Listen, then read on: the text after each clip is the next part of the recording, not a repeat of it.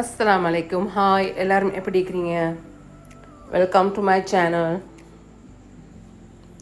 இன்றைக்கி நான் செய்ய போகிற சிம்பிள் எப்பவும் நார்மலாக ஆக்குற ஊட்டு ரெசிபி ஒன்று தானே. இல்லை எந்தக்கா சோறு மாதிரி கறியில் ஆக்குறேன் அப்படின்னு சொல்லி வாங்க பார்ப்போம்.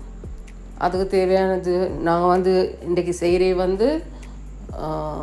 கோழி ஆக்கி beetroot ஆக்கி இது அகத்திக்கீரை கத்திரி முருங்காய் எண்ணெய் போட்டு அதுவும் சோறும்.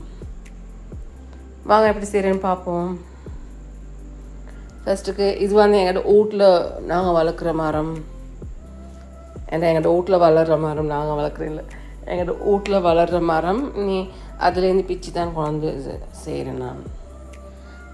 அதுக்கு நீ அதெல்லாம் பிச்சு கழுவி அதுக்கப்புறம் அதுக்கு உப்பு ஆஃப்னும் செல்லையில் ஆஃபை விட கொஞ்சம் குறைய டேபிள் ஸ்பூன் உப்பு, ஒரு தக்காளி போல், வெங்காயம், பச்சை வச்சுக்காய், கருவேப்பிலை, மஞ்சத்தூள் கொஞ்சம், இடித்த கொச்சிக்காய் ஒரு ½ டேபிள் ஸ்பூன் போல் போடுங்க. அப்புறம் எண்ணெய் கொஞ்சம் ஊற்றி அடுப்பில் வச்சு வதக்கியிருக்கதை. தக்காளிக்காய் ஒன்று போட்டால் நல்லா, அப்போ தான் கொஞ்சம் டேஸ்ட் ஆகிக்கும். பார்த்துக்க இந்த இடித்த கொச்சிக்காய் 7 மணி கொஞ்சம் கூட போடும், 7 மணி போடுங்க, பிரச்சனை இல்லை. மற்றது இப்போ பீட்ரூட் ஸ்லைஸாக மெல்லிச்சா சின்ன சின்ன துண்டு அரிஞ்சு நேரத்துடைய போட்டிக்கிறேன் இந்த ரெசிபி. நீ இதை சும்மா இதை சிம்பிளாக காட்டுறேன் நான். அந்த வெங்காயம், பச்சை வச்சு, கருவேப்பிலெல்லாம் போட்டு தக்காளிக்காய் ஒன்று போட்டு ஓகே. இதுக்கும் சேம் தான், இடித்த கொச்சிக்காய் ½ டேபிள் ஸ்பூன் போட்டு மற்றது இதில் இது ஜிஞ்சர் கார்லிக் பேஸ்ட் கொஞ்சம் போடணும், ஒரு ½ டேபிள் ஸ்பூன் போல். அப்புறம் அடுப்பில் வச்சு வதக்கணும்.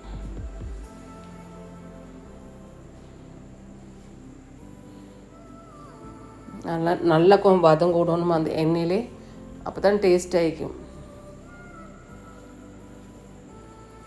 நல்லா வதங்கின போகிறோம்.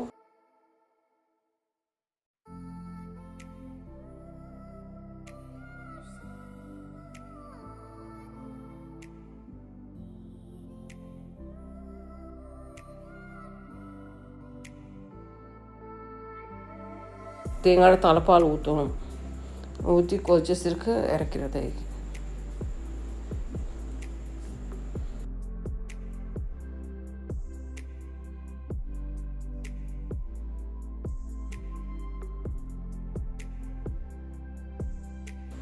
அப்புறம் இப்போ கோழியை நல்லா கழுவிட்டு ஃபஸ்ட்டுக்கு ஒரு கோப்பையில் உப்பு 1 டேபிள் ஸ்பூன், கொச்சியத்தூள் இது Kashmiri chilli powder 1½ table spoon, மணம் தூள் 2 டேபிள் ஸ்பூன், கொத்தமல்லி தூள் 3 டேபிள் ஸ்பூன், ஒரு 4 பச்சை கொச்சிக்காய், அப்புறம் ஒரு தக்காளி, 1½ பாதி தேசிக்காய் நான் போட்டுக்கிறேன், கொஞ்சம் புளிப்பாக வைக்கணும் சுட்டிக்குவோம்.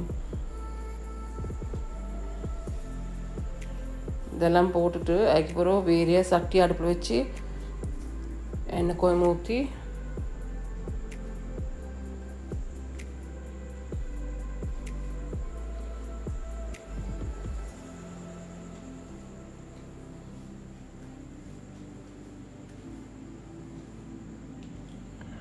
பட்டை, கலாம்பூரம், ஏலக்காய், ஒரு பட்டை எண்ணெய் 2 துண்டு போல், கலாம்பூரம் 4, ஏலக்காய் 4 போட்டு, அப்புறம் வெங்காயம், கருவேப்பிலை கொஞ்சம் போட்டு, அப்புறம் கொஞ்சம் வதங்கினதுக்கு பிறகு இந்த பச்சஞ்சி வெங்காயம் இடிச்சது போடணும்.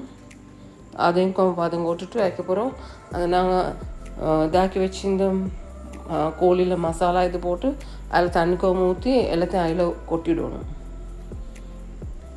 இந்த வெங்காயம் வதங்கினத்தில் கொட்டி விடணும் இது கோழியில் இது. அப்புறம் நல்லா கொஞ்சம் கொதிக்க விட்டு நல்லா கொஞ்சம் கொதிச்சு சிறுக்கு அடுப்பு நல்லா ஸ்லோவாக்கி வச்சேன்ட.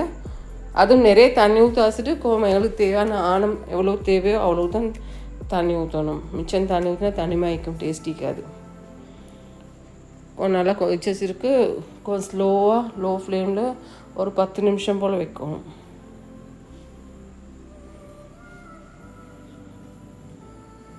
அப்போ தான் அந்த எண்ணெய் திரண்ட மாதிரி வரும். அப்போ தான் நல்லா இருக்கும், டேஸ்ட்டாகவும் இருக்கும்.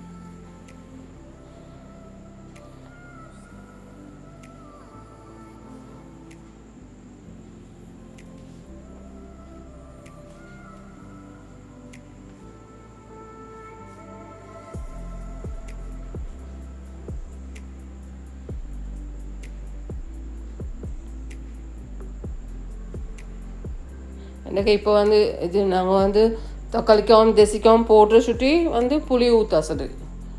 அப்படி புளி ஊற்றுறேன்னா தக்காளிக்காவும் தேசிக்காவும் ஒன்றும் போடா சரி.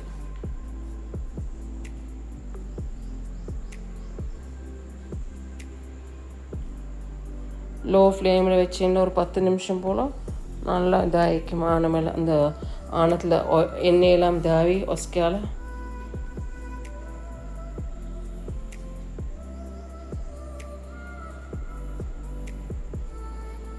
இப்போ கோழியோட வேலை முடிஞ்சு. இப்போ அரிசி அடுப்பில் வச்சு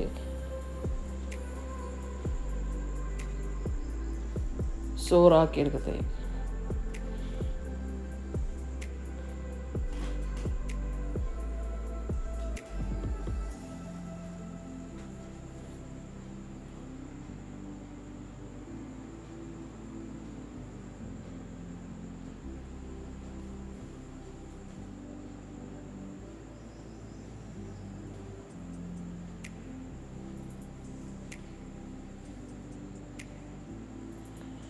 இப்போ சோறாக்குறது தண்ணி அடுப்பில் வச்சு சட்டியில் பட்டை காளாம்புரை ஏலக்காய் போட்டு தண்ணியை கொதிக்கட்டு, உப்பும் போட்டு கொதிக்கட்டு. அரிசி வந்து நாங்கள் வந்து கழுவி இது வச்சுக்கிறோம், ஊற வச்சுக்கிறோம். ஒரு அரை ஹவர் போல் தண்ணி கோச்சது பூரா ஆய போட்டு வெந்த பூரா வடிச்சிருக்குது. Simple recipe, easy. இதுக்கு முதல் நாங்கள் காட்டிக்கிறோம் போல் கோழி ஆக்கிரீம், பீட்ரூட் இது. ஆனால் வந்து கத்திரி முருங்காய் எண்ணெய் போட்டு தான் நாங்கள் காட்டில போல். அவ்வளோ தானே என்னோட ரெசிபி. செஞ்சு பார்த்து நல்லா இருக்கேன்னா, நல்லா டேஸ்ட்டாக இருக்கேன்னு சொன்னீங்கன்னா கமெண்ட் பண்ணுங்கள், லைக் பண்ணுங்கள். தேங்க்ஸ் ஃபார் வாட்சிங்.